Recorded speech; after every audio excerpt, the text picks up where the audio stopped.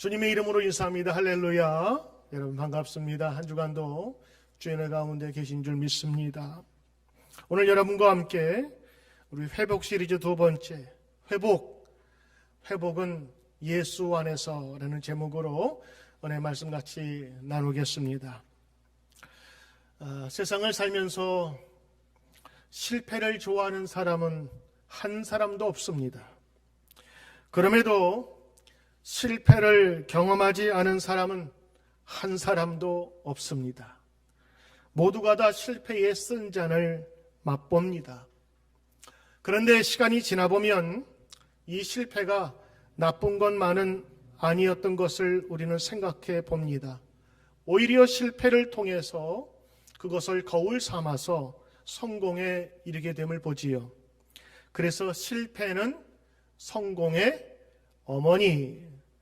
어머니가 아이를 낳듯 실패가 성공을 낳는다고 하는 것입니다.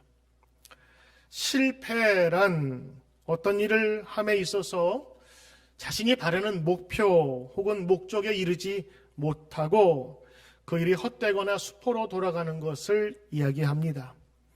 잘못된 것, 이행되지 않은 것, 충분하지 않은 것, 고장난 것, 파산된 것, 기능이 안 되는 것, 이런 모든 것들이 다 포함되어 있습니다. 자, 이렇게 생각해 본다면 우리 모두는 크거나 작거나 모두가 다 이 실패의 경험을 해보았을 것입니다. 실패라고 하면 무슨 큰 사업의 실패나 아니면 시험의 실패를 생각하지만 이 실패의 분야와 종류는 크기도 다양하고 종류도 다양해서 우리 모두는 이 실패의 경험을 때로는 매일매일 경험을 합니다. 아마 지금도 여러분 실패의 아픔을 가지신 분이 계실지 모릅니다. 그러나 주님의 이름으로 오늘 권면합니다. 낙심하지 마십시오. 더 좋은 곳을 위해서 주님께서 때로는 실패를 통하여 더 큰 성공을 주시는 줄 우리 믿는 자들은 분명히 가슴에 새겨야 될 것입니다. 오늘은 여러분과 함께 실패한 인생, 그러나 주님이 회복시키시는 이야기를 함께 좀 나누고자 합니다. 여러분 낙심되고 불안하고 실패로 주저앉아서 희망을 잃었다고 생각하시는 분들, 혹은 지난 주간에 수술이나 큰 질병을 앓아서 몸의 실패, 몸의 아픔을 경험하신 분들이 있다면 오늘 이 말씀을 잘 경청하시길 바랍니다. 인생도 그리고 신앙생활에도 실패와 좌절이 있을 수 있습니다. 하나님께서 귀히 쓰신 성경의 인물들의 특징이 있다면 모두가 다 실패를 경험했다고 하는 것입니다. 그러나 그들은 실패를 은혜의 기회로 삼아서 더 크게 쓰임받는 것을 우리는 보게 되지요. 또한 성경은 실패한 사람들의 그 내용과 수치스러운 부분까지 아주 적나라하게 적어놓고 있습니다. 왜 그랬을까요? 그것은 우리로 하여금 교훈을 주기 위함입니다. 그것을 보면서 거울 삼아 경계를 삼으라고 하는 겁니다. 보통 우리가 성경에 생각 나오는 인물들을 보면 흔히 말하는 위인전들처럼 성공하고 잘되고 잘나고 금수저 옥수저 입에 물고 그러다가 잘 살다가 하나님 앞에 간 사람을 우리는 생각할지 모르지만 여러분, 그런 인생이 성경에는 없습니다. 드라마와 같이 여러분 정형화된 좋은 집안에 태어나서 공부 잘하고 말 잘 듣고 그래서 성공한 이야기가 여러분 드라마로 엮어진다면 여러분 보시겠어요? 드라마의 구성 요소 중에 가장 중요한 게 있다면 여러분 갈등 요소입니다. 갈등을 거기에 만들어요. 때로는 우리 인생 속에서도 이러한 갈등, 때로는 자신이 실패했다고 생각하는 그런 인생이 많이 있습니다. 성경은 오히려 그것을 부각시킵니다. 왜일까요? 바로 그것이 인생이라고 하는 것임을 알려주고 있습니다. 성경에 나오는 대표적인 실패한 사람들, 그 중에 한 사람이 바로 베드로입니다. 오늘 본문은 베드로의 실패 현장을 아주 적나라하게 보여주고 있으며 그가 지금 느끼고 있는 수치감, 박탈감, 면목 없음을 지금 보여주고 있습니다. 예수님이 체포되자마자 제자들은 아주 혼비백산하면서 다 도망가 버렸습니다. 그나마 수제자였던 베드로는 염치가 있었는지 도망가지 못하고 체포된 예수님의 뒤를 멀찌감치 따라가며 지켜보았습니다. 바로 그때 지나가던 한 여종이 베드로에게 물어봅니다. 당신 내가 예수님 따라가는 거 본 것 같은데? 베드로가 펄쩍 무슨 소리냐고. 잠시 후에 또 다른 여종이 지나가면서 당신 말투를 보니까 갈릴리 사투리를 쓰는 것 같은데 예수님 같이 다니는 사람 아니야? 무슨 소리냐? 난 예수님의 예자도 모른다. 또 시간이 지난 후 세 번째 물어보자 베드로가 예수를 저주까지 하면서 모른다고 합니다. 그때 닭이 울지요. 예수님께서 새벽닭 울기 전에 네가 나를 3번 부인하리라. 그때 예수님께 아주 펑펑 그냥 큰 소리로 호언장담하던 베드로였거든요. 근데 그 생각이 나서 그랬는지 예수와 눈이 마주친 이후에 베드로가 펑펑 통곡을 했다고 성경은 기록하고 있습니다. 완벽하게 3번씩이나 예수님을 부인했던 베드로의 처참한 믿음의 실패, 인생의 실패를 봅니다. 어찌 그런 일이 있을 수 있을까? 자신이 생각해도 믿기지 않을 정도의 그런 두려움과 공포 속에서 예수님을 모른다고 했던 것입니다. 믿음으로 보면 완전히 실패자입니다. 가룟 유다와 다를 게 없어요. 그는 이후에 고향으로 돌아갑니다. 야, 나는 고기나 잡으러 갈랜다. 그랬더니 제자들도 나도 가자. 그래서 따라갑니다. 범죄자들이 수사망을 피해서 도망가듯 베드로는 고향으로 간 게 아니라 도망간 겁니다. 경찰의 수사망을 피해서 은신하듯이 고향 구석에서 찌그러지려고 지금 몰래 낙향하고 있는 겁니다. 자신의 신념이 다 무너져 버린 상태에서 그는 고향으로 돌아갑니다. 여러분, 오늘 이 베드로의 모습을 보면서 신념이 강한 사람도 얼마든지 무너질 수 있다는 사실을 기억해야 합니다. 아니, 오히려 자신의 비겁함과 억울함과 두려움을 감추기 위해서 다른 사람 앞에서 더 크게 소리 지르는지도 모르겠어요. 여러분, 오늘 신념보다 신앙이 더 크시기를 주의 이름으로 축원합니다. 하나님은 자신감 있는 사람을 쓰는 것이 아니라 신앙 있는 사람을 쓰시는 거예요. 인간은 연약한 종이와 같습니다. 종이가 얼마나 약합니까? 찢어지고 상처나고. 그런데 종이가 강해지는 방법이 있어요. 그것은 철판에 붙이는 겁니다. 그러면 철판이 찢어지지 않는 한 종이도 찢어지지 않는 것입니다. 빌립보서 4장 13절, 내게 능력 주시는 자 안에서 내가 모든 것을 할 수 있느니라. 이 사도 바울의 고백은 자신이 훌륭해서 슈퍼맨이 되어서가 아닙니다. 그는 예수님이 함께 하심을 알게 되었어요. 그리고 이런 고백을 할 수가 있었던 것입니다. 다윗이 골리앗을 이겼던 비결은 그의 힘이 아니었습니다. 하나님을 믿는 신앙이었습니다. 그러므로 신앙은 능력의 근원이 하나님께 있음을 고백하는 것입니다. 신념은 내가 하나님 붙잡는 겁니다. 신앙은 하나님이 나를 붙잡는 겁니다. 그리고 하나님 앞에 이끌려 가는 것이 신앙입니다. 그런 의미에서 본다면 우리의 신념과 하나님의 우리를 향한 그 믿음은 전혀 다른 것이 될 수가 있습니다. 인간에게는 실패가 있으나 하나님에게는 실패가 없습니다. 인간에게 발생한 일이 개인적으로는 실패지만 하나님의 입장에서 보면 성공일 수 있는 거예요. 그러므로 성경에는 수많은 실패의 사건들이 나오는데 그런 의미에서 보면 성경은 실패의 사례집이고 성공의 교과서인 것입니다. 실패를 중심으로 본다면 성경의 2종류입니다. 실패한 사람, 그리고 두 번째는 실패했으나 다시 일어선 사람. 성경의 구체적인 실패한 사람들 예를 들면 에서가 되지 않을까요? 같은 아버지에서 태어났는데 야곱은 12지파의 아버지가 되는 반면에 장자였던 에서는 그 모든 것도 다 잊어버리고 성경에서 잊혀진 자가 됩니다. 엘리의 아들들은 제사장이었지만 하나님의 불을 받아서 죽게 됩니다. 사울 왕은 다윗과 같은 왕이었지만 하나님의 쓰임받지 못하고 결국에 쓸쓸히 죽습니다.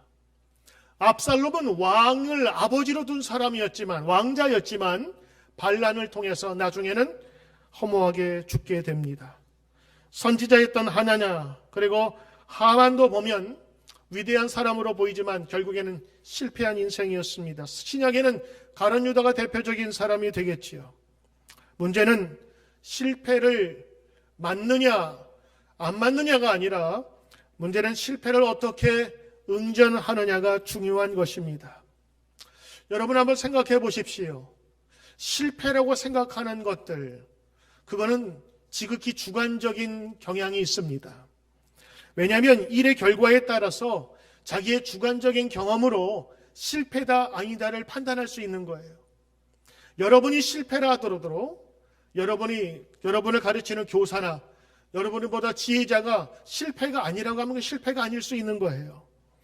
실패는 인위적인 해석에 불과할 수 있습니다.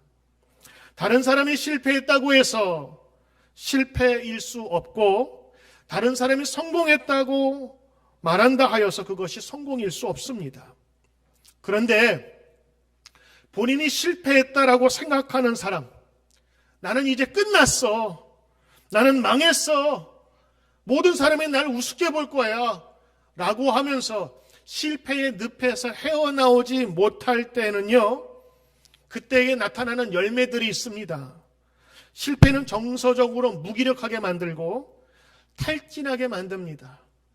그리고 고립하게 만들고 사람들을 피하게 됩니다. 그리고 인생이 지루하게 느껴지고 성취감이 없어져 버려요. 그리고 모든 일에 냉소적이 되고 조급해지고 때로는 과민 반응에 화가 침입니다. 그래서 나중에는 피해망상, 과대망상, 그리고 우울증까지 이어집니다. 여러분, 실패했다고 해서 다 죽는 건 아닙니다. 그러나 실패 속에서 빠져나오지 못할 때에 겪는 어려움들이 너무 많아서 사람들은 그 실패를 두려워하는 것입니다. 실패 자체는 심리적인 문제가 아니지만 실패로 인해서 이 심리적인 박탈감이나 이런 것들이 오게 되는 것입니다. 결국에 어떤 일의 실패는 그 사람의 마음과 실패와 인생의 실패가 되는 경우에 그것을 어떻게 생각하느냐에 따라서 바뀔 수 있다고 하는 것입니다. 성경은 그런 의미에서 우리 시각을 바꾸어 줍니다. 우리가 실패했다고 생각하는 바로 그때에도 하나님은 역사하신다고 하는 것을 보여주는 것이 성경의 이야기예요.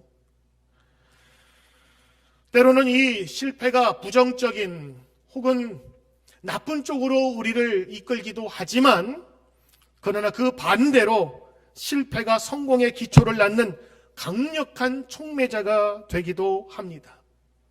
성공한 사업자들을 살펴보니까 어렸을 때 가난한 사람들이 많더라고요.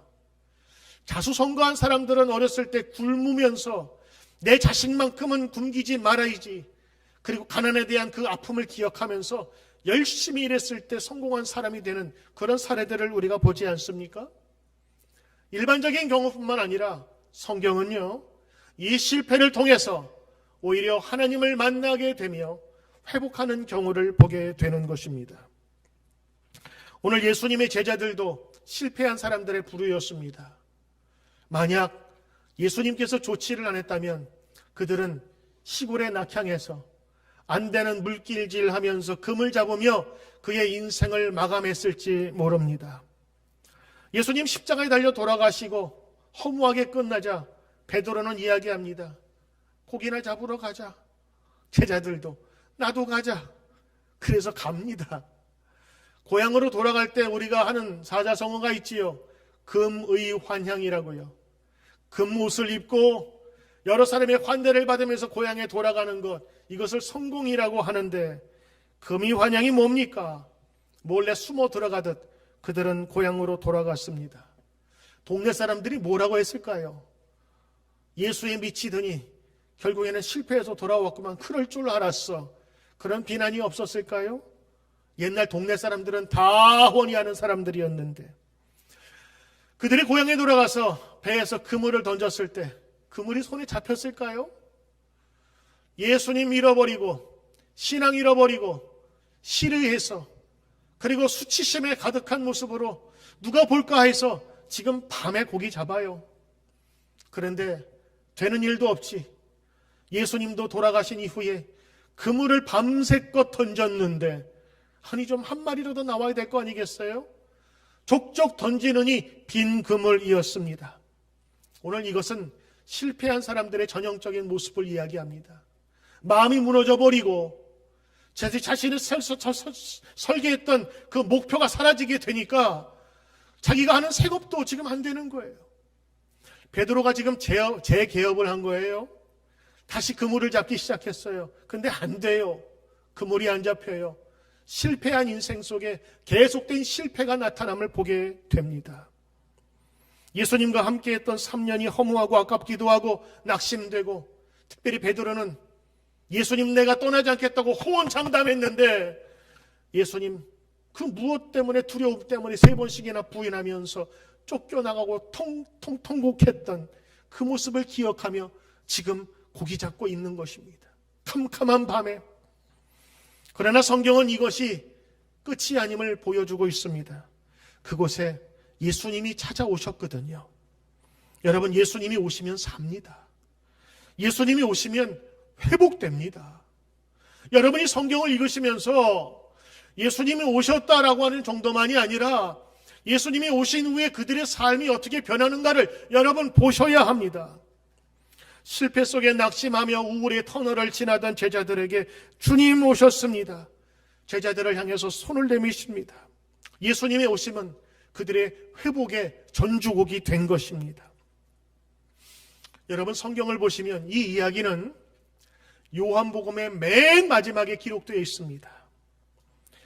요한복음 마지막에는 실패와 낙심으로 가득한 그들의 이야기로 끝나는 것이 아니라 예수님이 오셔서 그들을 회복시키는 장면으로 끝이 나는 거예요.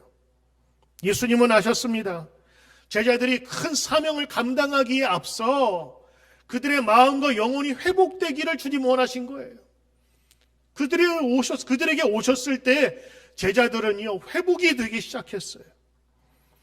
예수님을 만남으로 이룬 회복, 그것은 단 한순간의 치료가 아니었습니다. 절망으로 가득한 베드로의 마음과 영혼을 주님께서 회복시키신 거예요. 제자들이 그물을 던져서 밤새도록 잡고 있습니다. 동이 트기 전이니까 어둑어둑했을 텐데 밤새도록 빈 그물만 올라와. 오늘은 허탕쳤다. 이거 왜 그러냐? 이상한 날이다. 운수한데. 그러고 있을 때 저쪽에 해변가에서 오른편에 그물을 던지라는 소리를 듣습니다. 여러분 아무리 고기가 안 잡혀도 베드로는 물고기 잡는데 잔뼈가 굵은 사람입니다. 평생을 고기 잡으며 살았던 사람이라 물때와 언제 던지고 언제 낚아야 될지를 아는 몸으로 체험으로 익힌 사람인데 어느 한 젊은 사람이 오른쪽에 던지라고 던진다고요? 근데 이상하지요?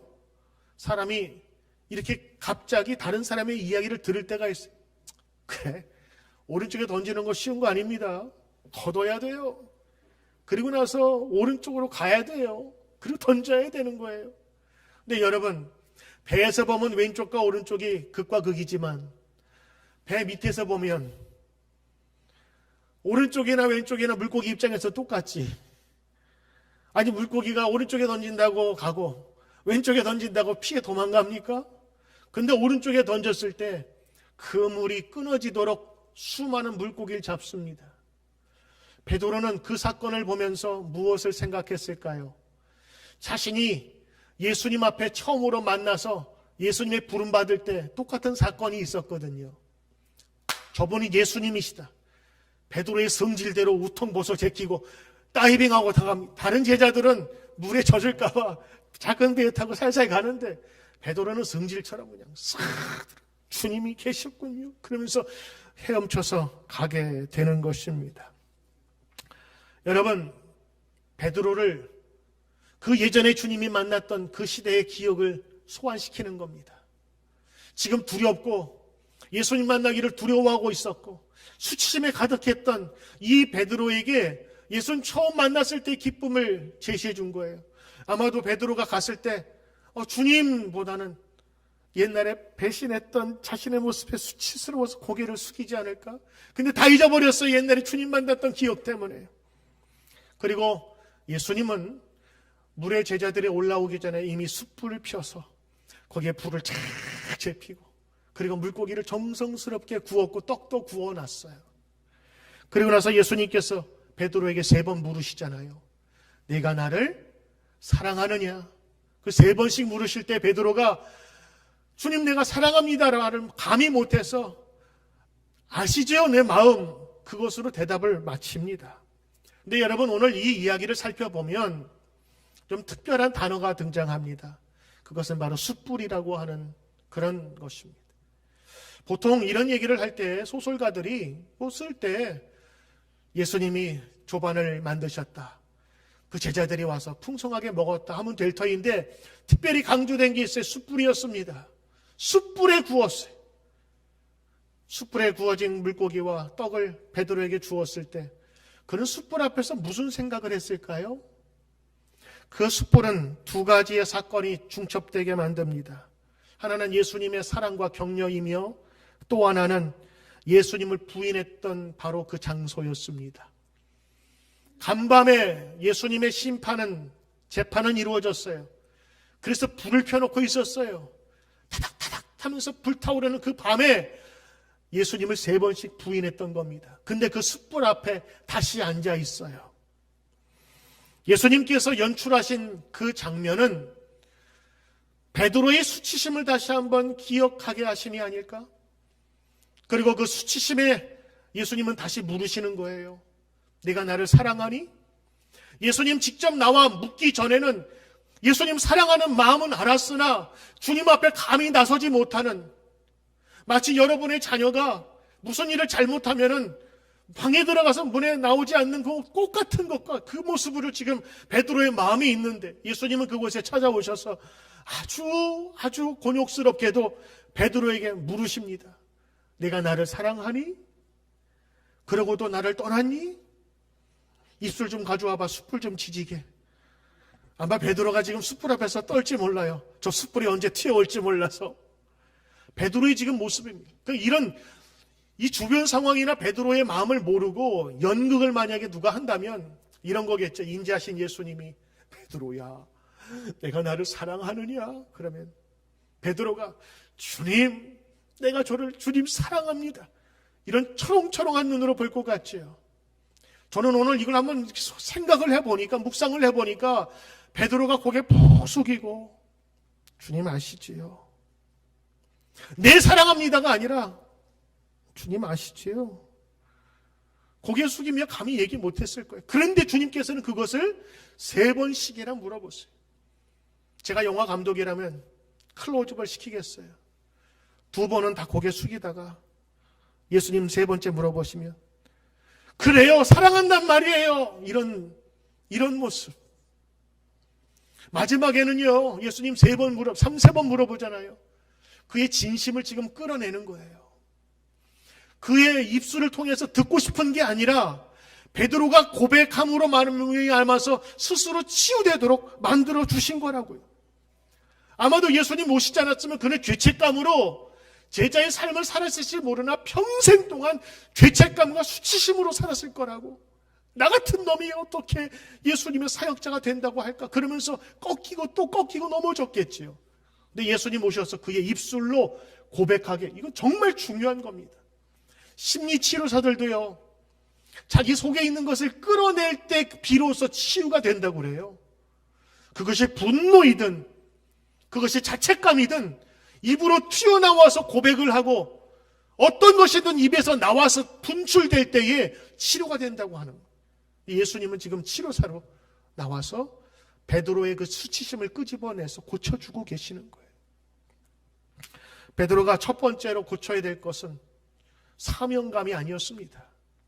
그의 감추어진 더럽고 추한 그의 기억들, 그리고 자신이 예수님을 얼마나 사랑하는지를 예수님 앞에서 다시 고백하게 하면서 그를 회복시키게 한 거예요. 여러분, 예배는 이런 회복의 시간입니다. 여러분들이 지금 마스크를 쓰고 우리가 마음껏 찬양을 못하지만 여러분이 찬양을 하면서 때로는 기도하면서 하나님 앞에 내어놓고 발산할 때마다 우리는 믿음으로 다시 한번 회복되는 과정을 겪는 거예요.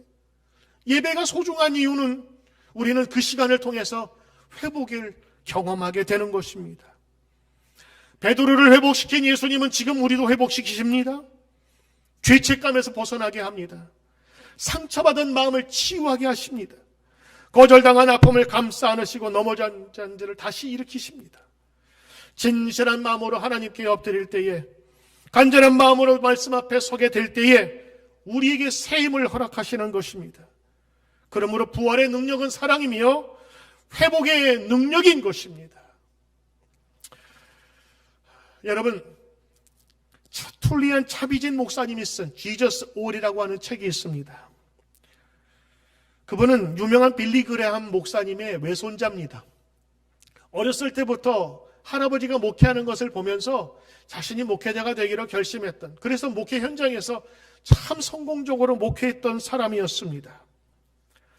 그가 코넷 리치 교회로 새로 부임을 받으면서 문제는 생깁니다. 새로 부임한 교회에서 엄청난 비난과 고난을 받습니다. 현실의 바닥으로 떨어진 것이지요. 그는 늘 자신이 성공했다고 생각했습니다.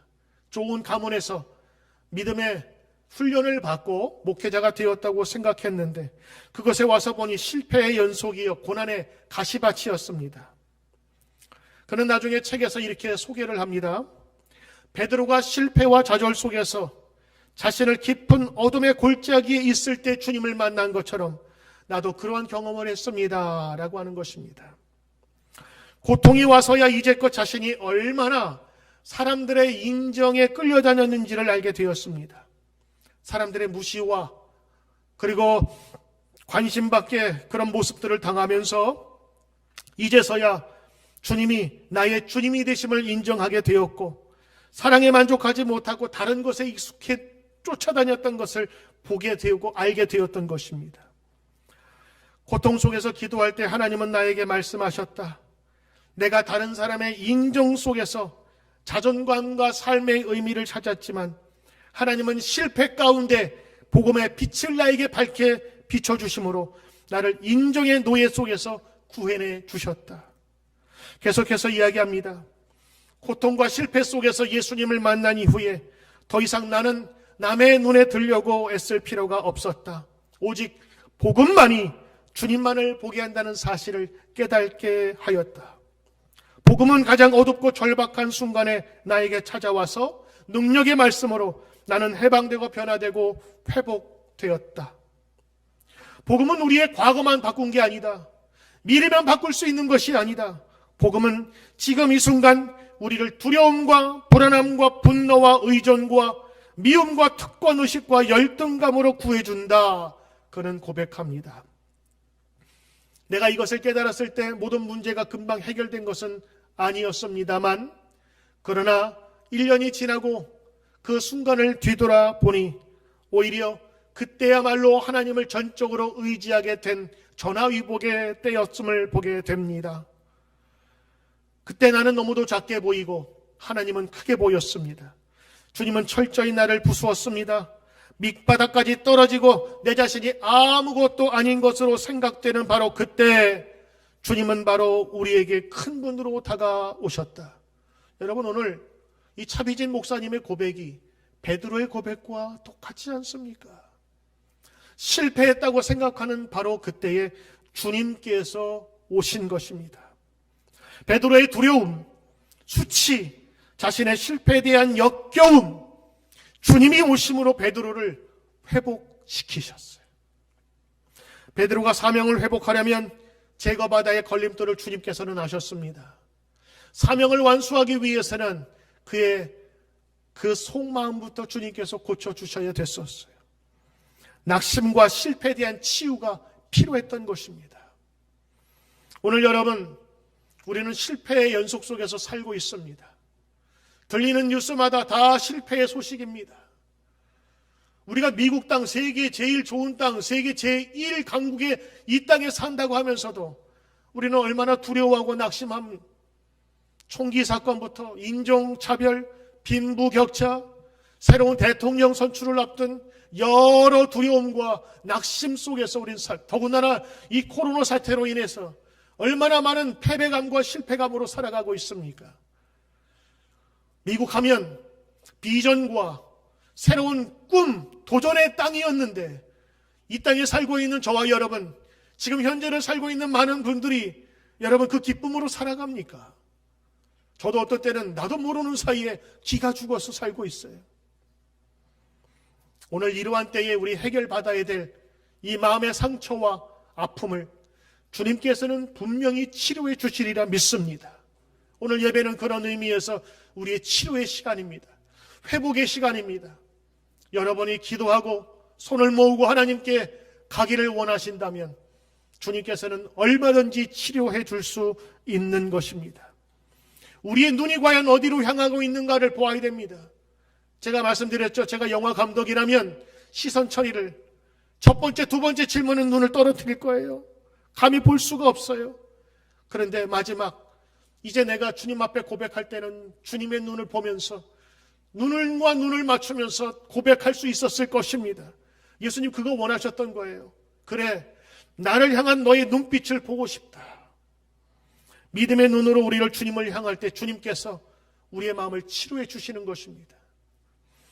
히브리서 12장 2절에 믿음의 주요 온전케 하시는 이인 예수를 바라보자. 그는 그 앞에 있는 기쁨을 위하여 십자가를 참으사 부끄러움을 개의치 아니하시더니 하나님 보좌에 앉으셨느니라. 여러분, 믿어지면 우리의 시선을 하나님께 돌릴 수 있습니다. 이제는 실패의 땅이 아닌 하나님의 소망을 우리는 바라보며 주님 앞에 눈을 맞춰야 하는 것입니다. 순교 어떻게 하느냐 두려운 사람이 있지만 여러분 예수님 바라보면 됩니다. 예수님 바라보면 순교할 때에도 순교할 수 있는 힘도 주세요. 순교자들이 처음부터 순교자가 된 것이 아닙니다. 예수님을 바라보면 우리 가운데 믿음이 생기고 믿음은 우리로 하여금 더 큰 능력을 발휘할 수 있도록 만들어줍니다. 우리가 순교해야 한다면 순교할 수 있는 믿음을 주시고 고난당하면 고난을 이길 수 있는 힘을 주시고 우리가 살 길을 찾아야 된다면 살 길을 없었던 길도 만들어주는 주님이신 줄 믿습니다. 성도 여러분, 오늘 주님을 바라봅시다. 베드로가 주님을 바라보았던 것처럼 우리의 눈이 주님을 향해야 하는 것입니다. 여러분, 때로는 트라우마라는 것이 있습니다. 과거에 안 좋았던 것이 나를 발목 잡는 경우가 있습니다. 여러분들 다 있으시지요? 교통사고 당한 사람은 차를 탈 때마다 두려워합니다. 예전에 물에 빠진 사람은 물 가까이도 가지 않으려고 합니다. 그런데 이 트라우마를 이긴 사람이 있어요. 우리 감리교회를 시작한 요한 웨슬레 목사님의 이야기입니다.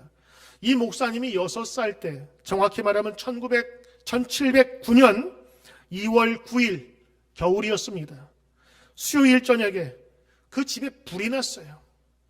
모두 급하게 가족들이 빠져나갔습니다. 요한 웨슬레 가족이 19명입니다. 엄마 아빠 둘 빼고 자식이 17명. 난리통에 17명 자녀를 다 챙길 부모가 어디 있어요? 누가 나왔니든 몰라요. 그런데 요한 웨슬레가 6살 때 어린애가 거기에 혼자 남아 있었어요. 사람들이 그 요한 웨슬레를 구하려고 목마를 태우고 사다리를 해가지고 겨우겨우 불타서 죽을 애를 끄집어냈어요. 불이 막 끌렸다고 해요. 이 웨슬레 목사님은 평생 그 일을 잊지 못했습니다. 그런데 그 일을 그 어머니는 이렇게 해석을 했어요. 아, 하나님이 큰 일 시키려고 우리 아들을 그 무서운 불길에서 건져냈구나. 할렐루야. 이 말을 어린 웨슬레가 들으면서 자랐어요. 요한 웨슬레에게는 이 두려움이 오히려 그에게는 큰 힘이 되었습니다.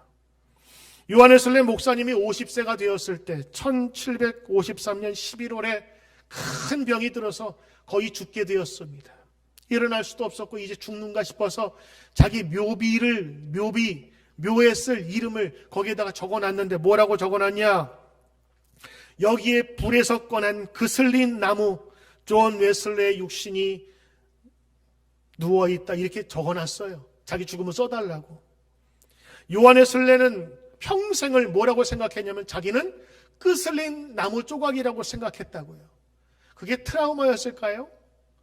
요한 웨슬레는 트라우마가 아니라 오히려 그것 때문에 덤으로 살았다고 하는 덤의 인생, 은혜의 인생으로 생각하게 된 것입니다.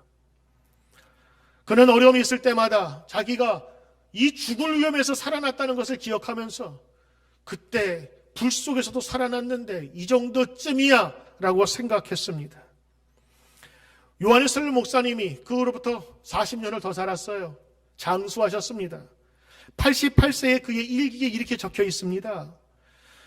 11시경에 내 생각에 떠오른 것은 80년 전에 그 불 속에서 구출된 그날이다. 그 시간만 생각하고 나는 일손을 잠시 멈추고 하나님의 놀라운 섭리에 대해서 잠시 기도를 드렸다. 찬양과 감사의 음성이 하늘로 치솟았고 주님 앞에서는 우리는 말할 수 없는 기쁨을 맛보았다. 여러분, 그 불나는 그때를 생각하면 두렵고 떨려서 다시는 생각하지 말아야 될 생각으로 우리는 생각하잖아요. 근데 요한 웨슬레는 그 불만 생각하면 트라울 수 있어. 트라우마인데 그에게는 아픈 상처인데 오히려 하나님께 찬양하고 하나님께 감사의 음성을 드리고 주님 앞에 말할 수 없는 기쁨을 맛보는 그때로 만들어준 거예요. 누가? 주님이. 그리고 그것을 믿었던 그 어머니로부터의 신앙이. 요한 웨슬레는 하나님의 교회를 새롭게 하고 복음을 전하는 일에 사용되도록 6살 때 트라우마였던 다른 사람에게는 질병일지 모르는 그 과거의 수치와 그 모습들이 요한 웨슬레는 자랑이 되고 기쁨이 되고 간증이 되었던 거예요. 여러분, 이게 신앙인의 모습 아니겠어요? 성도 여러분, 예수님과 나만 생각하면 무서울 게 뭐 있고 시험이 무슨 시험이 있겠습니까? 여러분이 과거에 갖고 있었던 그런 트라우마들이 있어요. 어떤 사람은 시험만 보면 달달달달 떨어. 문제지를 제대로 읽지 못하고 두려워. 어떤 사람은 사고를 당해서, 어떤 사람은 질병, 그 아픔 때문에 또 뭐 어떡하지? 그것이 계속 그를 발목 잡고 있어요. 어떤 사람은 과거에 있었던 잘못된 사건으로 말미암아서 그게 평생을 자기를 누르고 있었다고요. 베드로가 그랬어요. 그런 예수님을 만나러 서둘러 수영해서 올라갔지만 베드로는 주님을 볼 수가 없었어요. 주님께서 왜 3번씩 물어봤겠어요? 3번 물으면 짜증날 만도 한데 베드로가 대답 안 하니까 예수님 물어본 거 아니겠어요? 예수님도 눈치 없을까요? 물어봤는데 대답을 못해요. 푹 숙이고 다시 물어봅니다. 베드로야, 날 사랑하니? 3번째야 비로소 눈을 들고 주님 죄송했습니다. 그런데 진짜 사랑합니다. 제 마음 아시지요? 이게 지금 오늘 여러분이 읽으신 사건의 마지막 이야기입니다. 여러분, 오늘 여러분 읽으신 이 이야기는 요한복음에서 맨 마지막에 기록된 마지막 사건이고 이야기입니다. 그리고 나서 이 사건이 지난 이후에 어디로 넘어가는 줄 아십니까? 사도행전으로 넘어가는 거예요. 초대교회의 역사가 이루어지기 바로 전에 예수님께서는 베드로를 회복시키길 원하신 거예요. 예수님 사랑했던 모습, 그의 예수님을 위해서라면 열정적으로 주님께 모든 것을 드렸던 그 베드로의 모습을 회복시킨 이후에 새로운 초대교회의 역사가 이루어지는 겁니다. 사랑하는 성도 여러분, 여러분을 두렵게 만든 것이 무엇입니까? 트라우마? 혹은 여러분의 과거에 있었던 잘못된 경험들? 이제 예수님 만나시면서 회복되길 원하시길 바랍니다. 잃어버린 나의 눈물을 찾게 하소서. 꺼져가는 열정을 다시 태우게 하소서. 주님, 발 앞에서 무릎으로 부르짖게 하소서. 찬양할 때 내 영이 춤추게 하소서. 내 삶으로 주의 영광 드러나게 하소서. 오늘 요한웨슬리의 고백이 오늘 우리의 고백이 되길 바라고, 지금도 찾아오셔서 회복시키시는 예수의 능력을 오늘 믿으시길 바랍니다. 오늘 이 시간 우리 한 1분 정도 기도하길 원해요. 진심으로 눈을 감으시고 하나님, 회복되기를 원합니다. 찢겨지고 상처나고 나에게 트라우마 되었던 질병, 암, 공포, 두려움, 실패, 하나님 회복하게 도와주시고 고쳐주시고 열정을 회복하게 하소서. 우리 다 함께 기도하겠습니다. 하나님 아버지, 오늘도 예배 드립니다. 말씀을 듣고 회복되길 원하여 기도하는 이 심령 위에 하나님 새로운 용기를 허락하소서. 하나님 다시 회복시켜 주소서. 이전의 깨끗한 모습으로 새로 고쳐주소서. 두려움 없게 하소서. 실패의 시대에 살아가는 우리들에게 고침받도록 주님 역사해 주옵소서. 예수의 이름으로 명하노니 오늘도 치료와 회복이 넘치게 하소서. 예수님의 이름으로 감사드리며 기도드리옵나이다. 아멘.